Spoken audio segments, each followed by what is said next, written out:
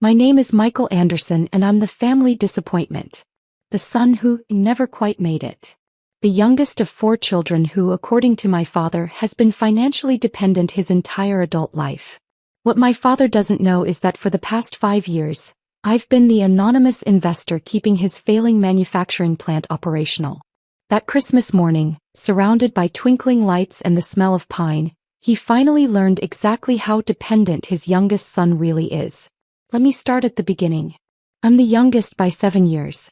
My sister Patricia is a surgeon. Brother Marcus runs a hedge fund. Sister Elena married into old money and sits on 3 nonprofit boards. All high achievers. All making our father proud. Then there's me. The one who dropped out of business school. The one who wasted his potential becoming a software developer.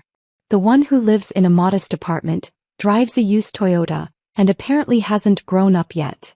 I'm 31 years old and my father still introduces me as the one we're still waiting on. What he doesn't know, what none of them know, is that I'm worth $267 million. It started when I was 23. I dropped out of Wharton after 2 years because I was already making $180,000 a year as a freelance developer. I'd built a reputation solving complex back-end problems for startups.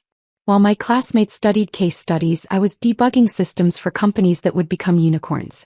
One of those companies offered me equity instead of full cash payment. We're pre-funding, the founder had explained. But I can give you 0.3% of the company plus $40,000 cash for the work. I'd said yes. 18 months later, that company sold to Google for $340 million. My 0.3% stake was worth $1.02 million after taxes. My family knew I'd made some money on a startup. They assumed I'd spent it. Michael probably bought video games, Marcus had joked at Thanksgiving that year. Very on brand. I'd smiled and said nothing. Instead, I'd taken that money and invested it the way I understood. In early-stage tech companies where I could actually assess the technical architecture. Companies where I could evaluate whether the code was solid, whether the systems would scale, whether the founding team actually understood what they were building. I became an angel investor. Not publicly. Not with fanfare. Just quietly writing checks between $50,000 and $200,000 to founders who impressed me. Over 8 years, I invested in 43 companies. 17 failed completely. 12 broke even or returned modest profits. 9 did well. 5 became massive successes. My portfolio grew exponentially. By 28, I was worth $89 million. By 30, $183 million.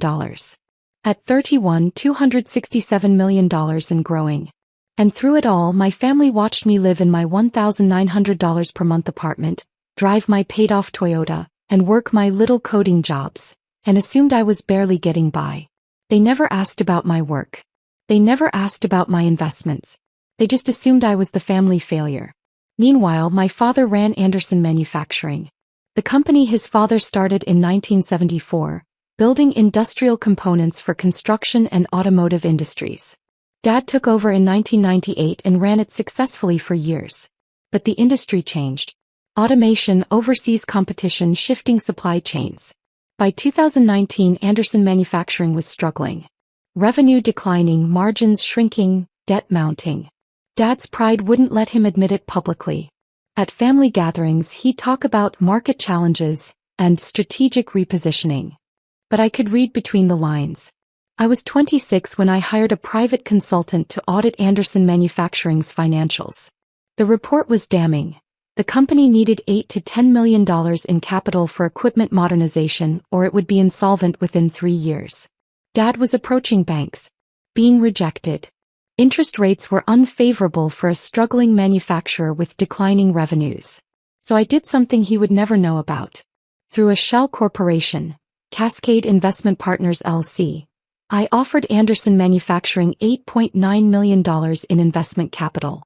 The terms were structured as a convertible note, 7% annual interest, 5-year term with the option to convert to equity if the company went public or sold. Dad's CFO had been thrilled. Finally, a smart investor who sees the potential, he told my father. Dad never asked who was behind Cascade Investment Partners. He was too relieved to have the capital. For 5 years I'd watched my father modernize his plant with my money. New CNC machines, automated assembly lines, updated quality control systems. The company stabilized. Revenues slowly recovered. Jobs were saved. And at every family gathering, Dad lectured me about financial responsibility. Michael, you're 31, he'd said at Easter. When are you going to take life seriously? When are you going to build something real? I'm building software, I'd replied calmly. Software. He'd actually laughed. Code that disappears when the server crashes. I'm talking about real assets, equipment, property, things that matter, things that last. Different people value different things, I'd said. Different people have different capabilities, he'd corrected. Some people are builders. Some people are, well, not everyone can handle real responsibility. At my 30th birthday dinner, he'd actually stood up to give a toast. To Michael, he'd said, who we love despite his unconventional choices. Maybe this year will be the year he finally grows up, finds a real career, stops depending on others, becomes financially independent. Patricia had shifted uncomfortably. Marcus had smirked. Elena had looked sympathetic. I'd raised my glass. Here's hoping. Everyone had laughed. But the worst was Thanksgiving 2 years ago. Dad had gathered the whole family, 23 people, for what he called an important announcement. I want to talk about the future of Anderson Manufacturing, he'd begun. Specifically, succession planning. He'd looked at Patricia. You're brilliant, but medicine is your calling. To Marcus, you've built your own success in finance. To Elena, you've found your purpose in philanthropy. Then to me, Michael. Well, Michael isn't ready for this kind of responsibility. May never be. Some people just don't have the constitution for business ownership. 23 people had witnessed him write me off as incompetent. I'd said nothing. Just sat there while my father publicly declared I was incapable of handling responsibility. What he didn't know was that I'd been keeping his company alive for 3 years at that point. That my investment had saved 47 jobs. That his strategic repositioning was only possible because of my capital. The Christmas gathering was at my parents' house in Connecticut. The whole family there. Patricia and her husband, Marcus and his wife, Elena and her family. 14 people total. Dad was in rare form. The plant had just completed its best quarter in 5 years. He'd been holding court all morning, talking about his business acumen, his strategic vision, his ability to navigate challenges. This is what leadership looks like, he'd announced over breakfast. Making hard decisions. Taking calculated risks. Building something lasting. We'd moved to the living room for gift exchange. The tree was spectacular, 12 feet tall, professionally decorated. Gifts piled underneath. Dad had given Patricia a first-edition medical text she'd been searching for. Marcus received vintage cufflinks from the 1920s. Elena got a donation in her name to her favorite charity. He'd handed me an envelope. For Michael. Something practical. Inside was a gift certificate for a career coaching service. Real career paths for tech workers. Find your future. The room had gone quiet. I thought it might help, Dad had said. You're good with computers, Michael, but at some point you need to think about actual career progression. Building towards something. Not just freelancing forever. I appreciate the thought, I'd said evenly. Do you? He'd settled into his chair. But son, I worry about you. You're 31 years old. No property. No real career trajectory. No retirement planning as far as I can tell. You're living the same life you lived at 23. That's not growth. That's stagnation. Marcus had nodded. Dad has a point, Mike. Most people our age are building equity. Families. Real wealth. I'm comfortable, I'd replied. Comfortable is just another word for complacent, Dad had said. Comfortable is what people say when they're afraid to admit they're falling behind. You're financially dependent, Michael. On your freelance income, on the kindness of clients, on luck. Always have been, always will be. Patricia had tried to redirect. Dad, maybe this isn't. No, he needs to hear this, Dad had interrupted. I've been too soft. Too understanding. But the truth is, Michael, you're 31 and you haven't achieved anything permanent. Nothing real. Nothing that matters. Elena had looked uncomfortable. Everyone's path is different. And some paths lead nowhere, Dad had finished. I built a company. Created jobs. Made an impact. What have you built, Michael? A resume? A LinkedIn profile? Code that gets deleted when the next developer comes along. The entire room was watching me. My siblings, their spouses, my mother sitting silently by the fireplace. You're financially dependent, Dad had continued. You always have been. On clients for your income. On landlords for housing. On luck for your next contract. That's not independence. That's barely getting by while pretending it's a choice. I pulled out my phone. Are you checking your email? Dad had looked disgusted. This is Christmas morning and you can't even put your phone away during a family conversation. Just one message, I'd said calmly. To my wealth manager. Your wealth manager? Marcus had laughed. Mike, you don't have a wealth manager. I'd typed quickly. Gregory, execute immediate divestment from Anderson Manufacturing per our standing contingency. All capital, all accounts. Request conversion to cash rather than equity. Standard exit protocols. Ma. Said. There, I'd said. Portfolio adjustment made. Dad had frowned. Portfolio? Michael, what are you talking about? The $8.9 million investment in Anderson Manufacturing, I'd replied calmly. I'm withdrawing it. The room went dead silent. You don't have $8.9 million, Dad had said slowly. You're a freelance coder. You live in a rented apartment. You drive a 12-year-old Toyota. 11 years, I'd corrected. And yes, I do have $8.9 million. Well, I have considerably more than that, but that's the amount currently invested in your company. Dad's phone had started ringing. He'd stared at it. His CFO's name on the screen. Looked at me. Looked at the phone. You should answer that, I'd suggested. His hand had trembled as he'd accepted the call. Robert? It's Christmas morning, this had better be. His face had changed. What do you mean, divestment notice? From who? I'd watched him listen. Watched understanding dawn slowly.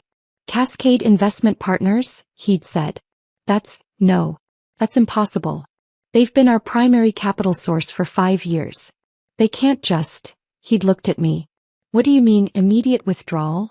The room was absolutely silent. Robert, that's $8.9 million, Dad had said, voice rising. If that capital is withdrawn, we'll have to refinance the equipment purchases. The terms will be, he'd listened. Find out who authorized this. Find out right now. Call them. Offer better terms. We need that capital. He'd ended the call. The entire family was staring. Michael, he'd said slowly. Are you telling me you're Cascade Investment Partners? I am Cascade Investment Partners, I'd confirmed. It's one of several investment entities I manage. I structured it specifically to provide capital to Anderson Manufacturing 5 years ago when you were getting rejected by banks. Mom had gripped the arm of her chair. Michael has $8.9 million? Had, I'd corrected. I have considerably more than that. But yes, $8.9 million was what your company needed 5 years ago to avoid insolvency, so that's what I provided. Patricia had stood up. Wait, Michael, you've been funding Dad's company? For 5 years. Yes. The modernization, the new equipment, the recovery. Marcus had looked stunned. That was your money?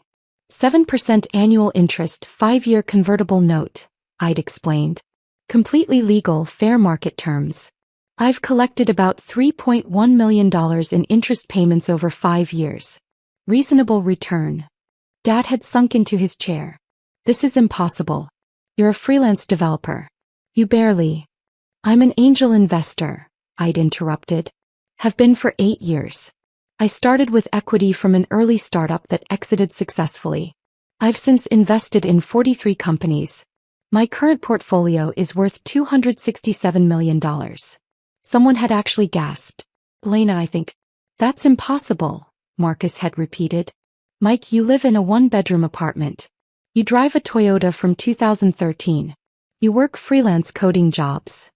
I live modestly because I prefer simplicity, I'd said calmly. The Toyota is paid off and reliable. And I don't work freelance coding jobs. I evaluate technical architecture for early-stage companies and invest accordingly. I just happen to enjoy actual coding, so I take on occasional projects. $267 million? Patricia had whispered. As of yesterday's valuation, yes. 3 of my portfolio companies are in late-stage funding rounds. That number will likely increase significantly over the next 18 months. Dad had been shaking his head. Why didn't you tell us? Why live like you're struggling? I'm not struggling. I'm living within my values. And I tried to tell you, Dad. For years I tried to talk about my work. About the companies I was evaluating. About investment strategy. You weren't interested. You were too busy telling me I was financially dependent. But you let me believe. I let you reveal who you are, I'd corrected. Every time you dismissed my work. Every time you called me dependent. Every time you publicly questioned my competence. I let you show me exactly how much you respected me. Mom had tears in her eyes. Michael, we didn't know. You didn't ask, I'd said. That's different. Not once in 8 years did any of you ask if there might be more to my story. You saw modest living and assumed failure. You saw simplicity and assumed incompetence. Dad was just trying to help, Elena had said weakly. By publicly humiliating me? I'd looked at my father. By giving me a career coaching gift certificate on Christmas morning? By telling 14 family members that I'm financially dependent and always will be. The room had been silent. For 5 years I've been the reason Anderson Manufacturing still exists, I'd continued. The equipment Dad brags about. My money. The modernization he takes credit for. My capital. The jobs he saved. I funded that. And through it all he's lectured me about financial responsibility. Dad's phone had rung again. Then his CFO had called Mom's phone. Then Dad's had rung a 3rd time. If you withdraw that money, Dad had said desperately, the company will have to refinance. At current rates with our revenue profile. Michael, it could cost us an additional $2.3 million over the term. That's profit we can't afford to lose. Then I guess you'll have to make some hard choices, I'd said. You know, leadership decisions. Strategic repositioning. The kind of business acumen you've been lecturing me about. Michael, please. We're family. You can't just what? I'd interrupted. Can't withdraw my own investment? Can't manage my own portfolio? Can't make strategic decisions about my capital allocation. You're doing this to punish me, Dad had said. I'm doing this because I'm tired of funding your success while you publicize my supposed failures, I'd replied. I'm tired of being called dependent while I literally keep your company solvent. I'm tired of being dismissed. Marcus had stepped forward. Like, come on. This is extreme. Dad was just what? I'd looked at my brother. Just publicly humiliating me? Just giving me a gift certificate that implied I was unemployable? Just telling everyone I'd never amount to anything? Marcus had gone quiet. The divestment is filed, I'd said firmly. It's legal, it's immediate, and it's happening. Dad has 30 days to secure replacement financing per the terms of our agreement. I suggest he start making calls. I'd picked up my coat. Where are you going? Mom had asked. It's Christmas morning. We haven't even had dinner. I'm going home, I'd said. To my rented apartment. In my dependent Toyota. To live my financially unsuccessful life. Merry Christmas.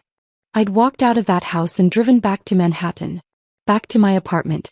The one I chose to rent because building maintenance wasn't how I wanted to spend my time. The next 30 days were chaos. Gregory, my wealth manager, called with updates. Anderson Manufacturing is scrambling. They've approached 4 banks. Best terms they're getting quoted are 11% with significant collateral requirements. Expensive, I'd noted. Your father called me directly, Gregory had added. 11 times. I referred him to the contract terms per your instructions. Good. He also threatened legal action. I pointed out that everything was executed precisely as written. He has no legal ground. Even better. Dad had called me 42 times in the first week. I'd answered on the 43rd. Michael, please. We can't secure favorable terms. The banks see a company that just lost its primary investor. They're treating us as high risk. Then offer better collateral, I'd suggested. We've offered everything. The plant, the equipment, accounts receivable. Michael, do you understand what you're doing? This company is my life's work. My father's legacy. You're destroying it. I'm withdrawing my investment, I'd corrected. You're the one who built a business model dependent on an investor you openly mocked. I'm just the investor who got tired of being mocked. I didn't know it was you. Would it have mattered? I'd interrupted. If you'd known I was your investor, would you have treated me with respect? Or would you have just been afraid to insult me? There's a difference, Dad. Silence. The answer is you would have been afraid, I'd said. You wouldn't have actually respected me. You just wouldn't have been able to be openly dismissive. That's not respect. That's fear-based politeness. Michael, I'm sorry. For everything I said. For how I treated you. I was wrong. You were wrong for years, I'd said. Every Christmas. Every Thanksgiving. Every family gathering. You were wrong over and over again. And the only reason you're apologizing now is because it's costing you money. That's not true. 30 days, Dad. Same terms as the contract you signed. Find alternative financing or don't. But I'm not your backup plan anymore. I'd hung up. Patricia had tried a different approach. Lunch in Midtown, her treat. This is nuclear, Mike, she'd said carefully. You had to know what withdrawing would do to Dad's company. I did. And you're okay with that? He called me financially dependent on Christmas morning, I'd replied. In front of 14 family members. After giving me a gift certificate that implied I was unemployable. While I'd been keeping his company afloat for 5 years. Am I okay with withdrawing my investment? Yes, Patricia. I am. He's our father. Which makes it worse, not better, I'd interrupted. He should have been proud of me. Instead, he used me as an example of failure at every family gathering. For years. She'd been quiet for a moment. Why didn't you tell us about your success? I tried, I'd said. I tried to talk about the companies I was evaluating. About investment strategy. About the work I was doing. Nobody was interested. You all preferred the narrative that I was the family disappointment. That's not fair. Isn't it? I'd looked at her. Be honest, Patricia. When was the last time you asked me about my work? Actually asked, not just made polite conversation. She'd looked away. Never, I'd answered for her. Because you all assumed there was nothing interesting to ask about. You saw modest living and assumed it meant struggling. You saw simplicity and assumed it meant failure. Mike, we didn't mean. Yes, you did, I'd said gently. You all meant it. Marcus called me a perpetual teenager. Elena pitted my phase. You've been sympathetically suggesting I find direction for years. You all meant every word. So this is revenge? This is boundaries, I'd corrected. I'm not destroying Dad's company. I'm withdrawing my investment because I'm tired of being disrespected while providing critical support. There's a difference. Week 3, Dad found a regional bank willing to provide $7.2 million at 10.5% interest. Still needed $1.7 million. Week 4, he took a second mortgage on the family house. Day 29, he secured the final piece through a private lender at 14% interest. He'd done it. Barely. At significantly higher costs. With strained cash flow. But he'd done it. Gregory called on day 30. The transfer is complete. Anderson Manufacturing confirmed they've secured replacement financing. Your $8.9 million is back in your primary account. Company viability? They'll survive. But the higher interest rates will pressure margins for years. Your father's profitability projections are now half of what they were. So the company he spent 5 years bragging about is now just mediocre. Essentially. 4 months after the withdrawal, Dad requested a meeting. Just the two of us. A diner in Connecticut, neutral territory. He looked smaller somehow. Tired. The stress had aged him. Thank you for seeing me, he'd said quietly. I'd nodded. We secured the financing, he'd continued. Company's stable. We'll make it through. But the margins are tight now. Very tight. The expansion plans I had, they're not possible anymore.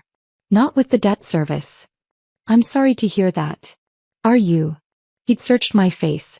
Because you had to know what withdrawing would do. I did, I'd confirmed. Just like you had to know what years of dismissal would do to our relationship. He'd looked down at his coffee. I was an ass. Yes. For years. Yes. I told myself I was trying to motivate you, he'd admitted. That tough love would push you to achieve more. But the truth? I was threatened.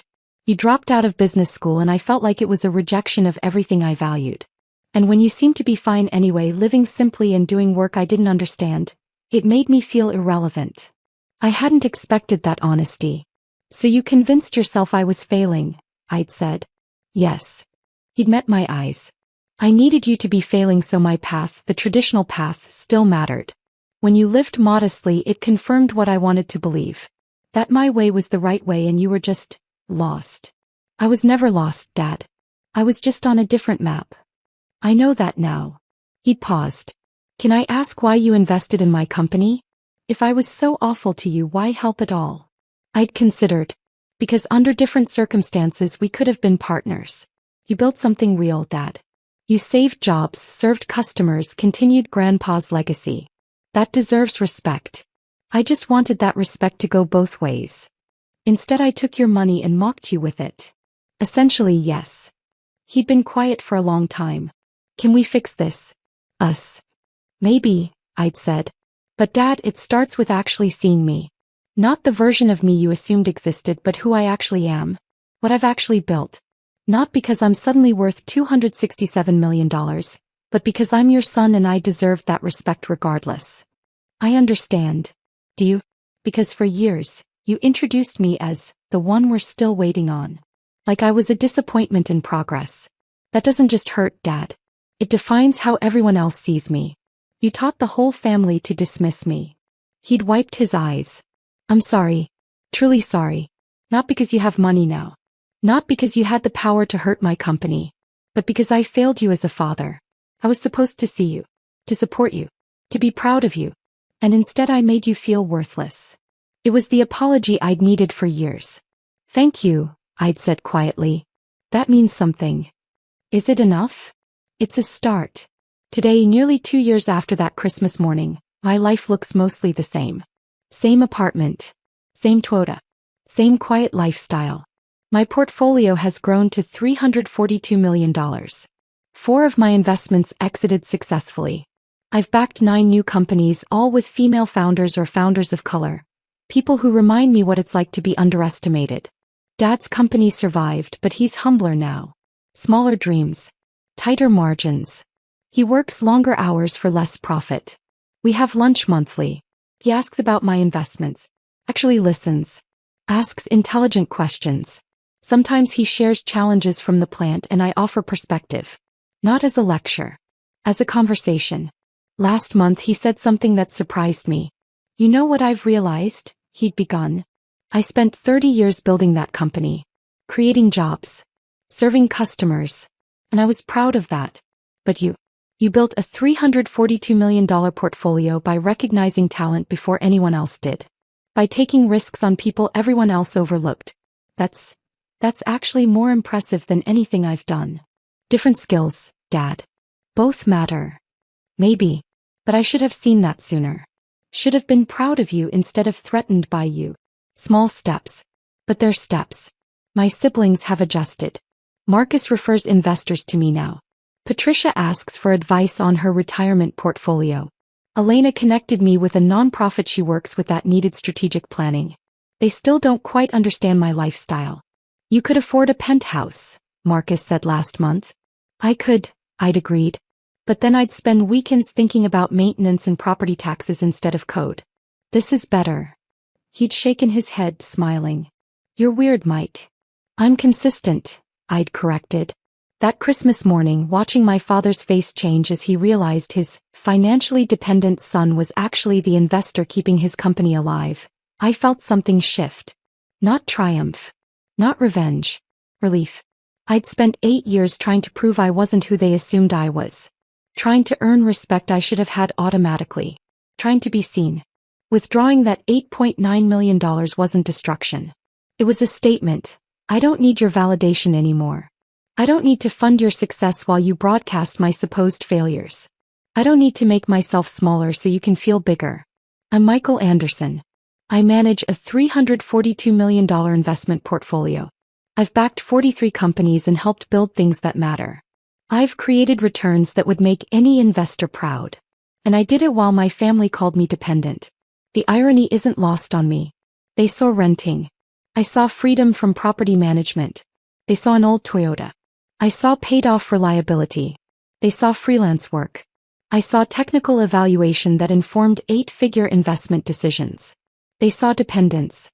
I saw independence they couldn't comprehend. My father learned an expensive lesson. Assumptions cost more than interest rates. That Christmas, I didn't destroy his company. I simply stopped subsidizing his narrative about my incompetence. The consequences he feared?